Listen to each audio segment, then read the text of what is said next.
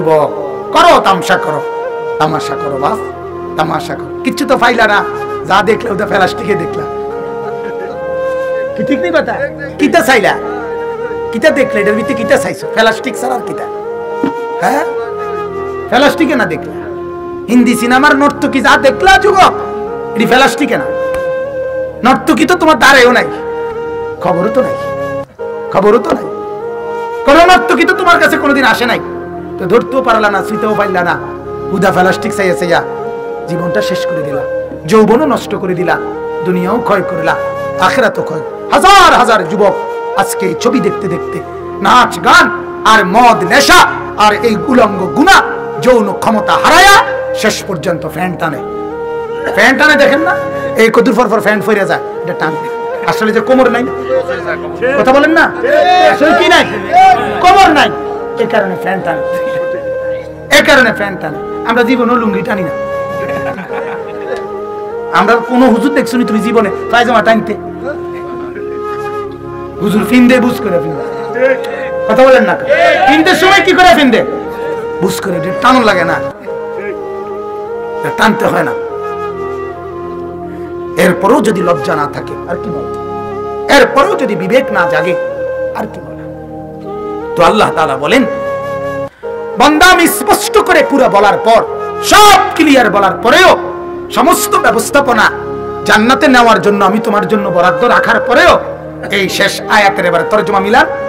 আল্লাহ বলেন, ইন্নাল্লাযীনা ফাররাকু দীনাহুম, যারা আমার প্রবর্তিত দ্বীনকে নিজেদের জীবন থেকে বিচ্ছিন্ন করে ফেলছে, পৃথক করে ফেলছে।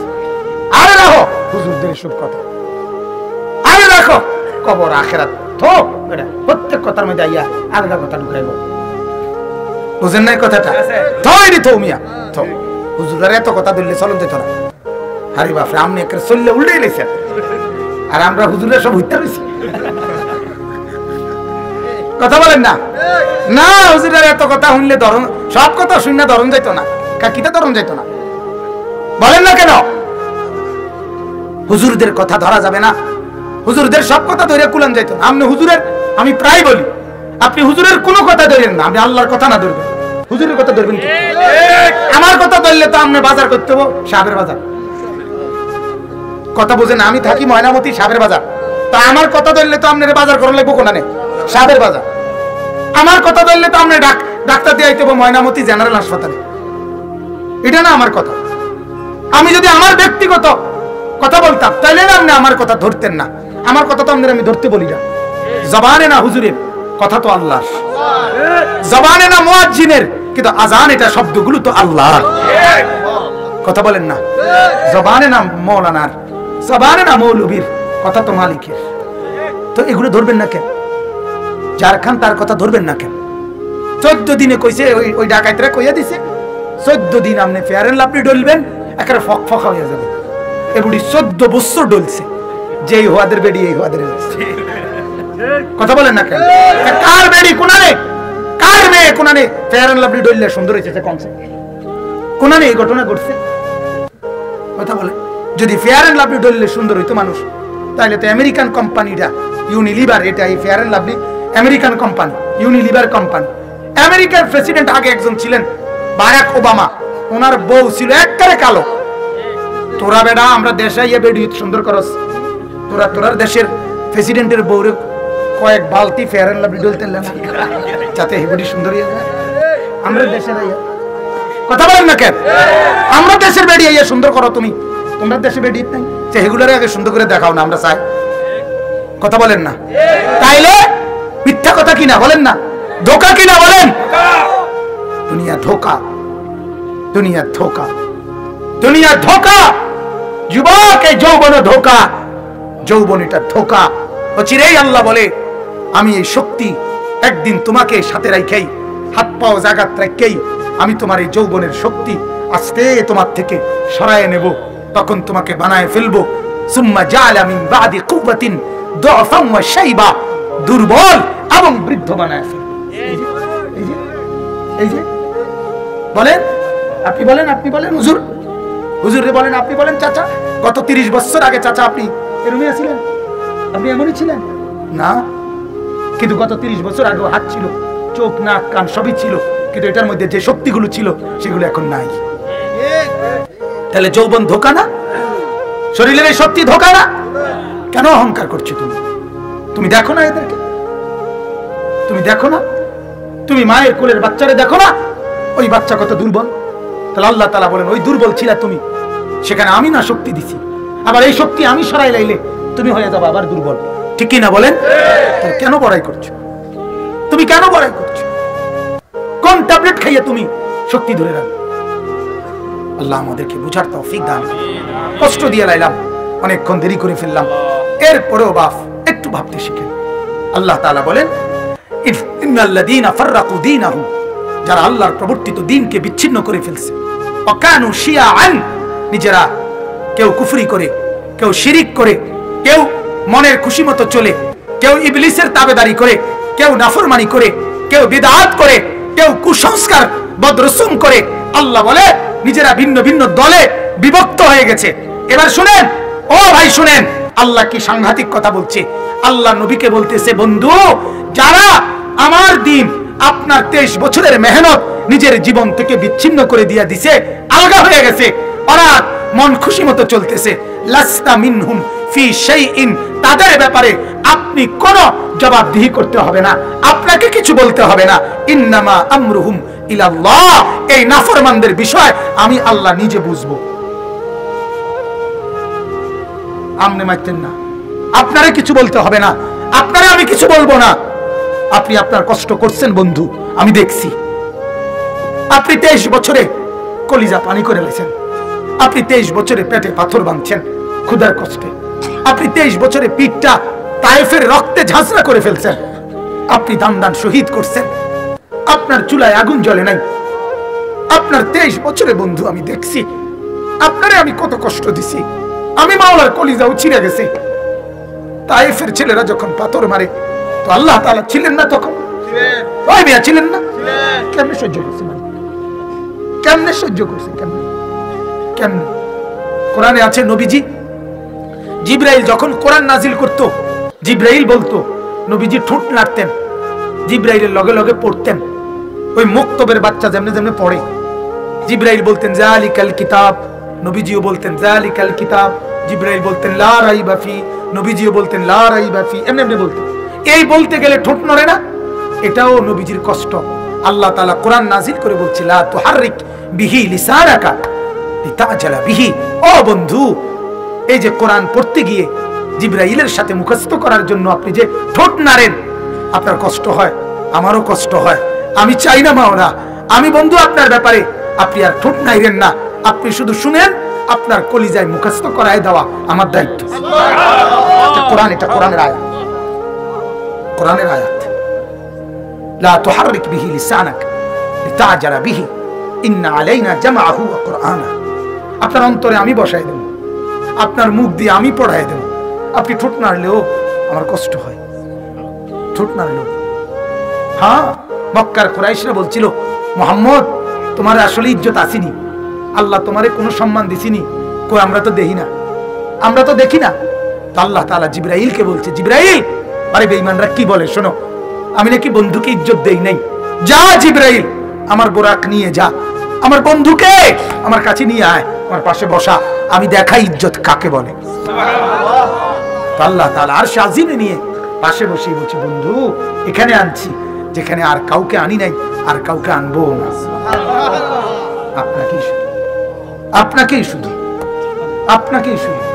এই সম্মান শুধু আপনারই জন্য, এটা শুধু আপনাকেই দিলাম, আপনাকেই দিলাম দোস্ত, আর কাউকে না, কাউকে।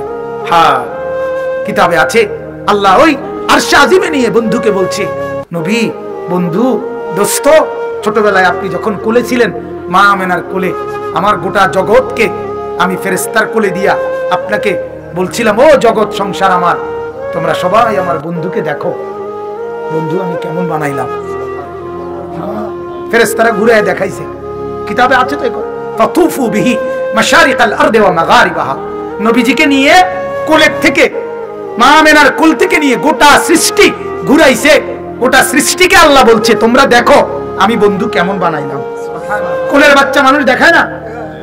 আজ মেরাজের রাতে আরশে আজিমে আল্লাহ তাআলা নবীকে দাঁড় করাইয়া আল্লাহ বন্ধুকে বললেন, বন্ধু সেদিন আপনারে সবাই দেখছে, হ্যাঁ কোলে দেখছে, আজ আপনাকে আমি যেখানে আনলাম এর উপরে আমার আর কোনো মাখলুক নাই, আমার সব মাখলুক আপনার কদমের নিচে। এবার আপনি উপরে দাঁড়াইয়া আপনি দেখেন আমার সবটা জগৎ আমি বানাইলাম কি। ছোটবেলায় ওরা দেখছে, এখন আপনি দেখেন। সুবহানাল্লাহ, সুবহানাল্লাহ। আরে মেরাজ বললো তো ইনশাআল্লাহ এই গোলাম আমি সারা রাত বলতে পারবো ইনশাআল্লাহ। আলহামদুলিল্লাহ বলেন, আলহামদুলিল্লাহ বলেন, আলহামদুলিল্লাহ। হ্যাঁ, এজন্য ফিকির করা। কাকে ছেড়ে দিলেন? কাকে ছেড়ে দিলেন?